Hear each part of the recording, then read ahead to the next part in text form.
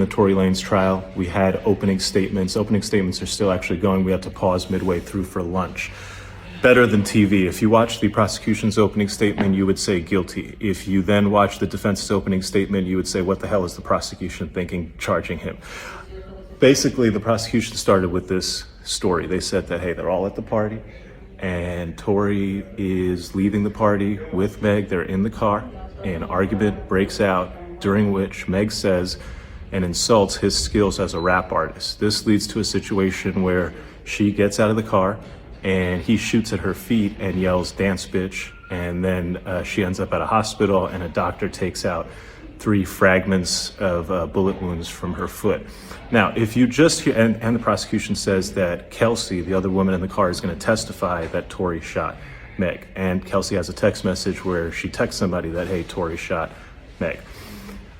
And then the rest of the prosecution's case is based on all these calls and texts where Tory's like, oh, I'm so sorry, oh, I'm so drunk. He never says that I shot him. He's just like, oh, I'm just so sorry, I'm so drunk. So question what he's apologizing for. So that's the prosecution's case. Seems pretty easy. Then the defense comes up, and man, it gets spicy. First, the defense goes, they're not telling you about half of what's going on. The most important thing they're not telling you about an eyewitness who saw 2 women fighting, Kelsey and Meg. And so let's talk about why them 2 are fighting. Let's talk about how she was in the front seat. The gun was caught in the front seat. Let's talk about how she might have gunpowder. She does have gunpowder. Let's talk about how this has nothing to do with the fight between Tory and Meg and everything to do with the fight between Meg and Kelsey. And then the defense starts dropping the bombs.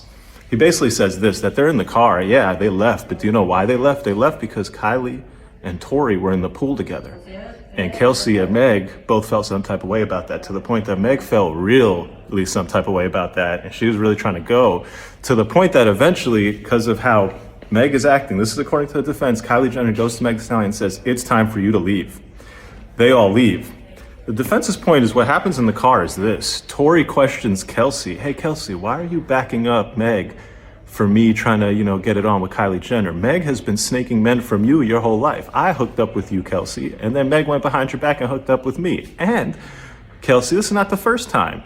You had been hooking up with Ben Simmons. Meg went behind your back and hooked up with Ben Simmons. You had been hooking up with DaBaby. Meg went behind your back and hooked up with DaBaby. And so the defense starts dropping all these grenades.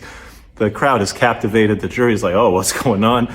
And there's every reason to believe that there could have been a fight here, not between Tory and Meg, but between Meg and Kelsey. And the shooting could have not been Tory. It could have been done by any one of the other people in that car.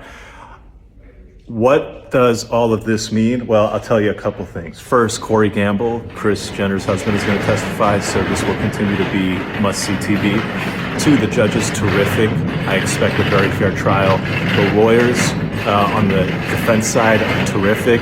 I don't know what the government lawyer was doing, giving an opening presentation that made it seem like the most open and shut case ever, when in fact there are huge questions, including an eyewitness who saw 2 women fighting, suggesting that you have to explain that theory to the jury, and you didn't. So I don't love the prosecution's opening in that regard. Stay tuned. We'll have the full coverage here. It's up and it's stuck in the Tory Lanez trial.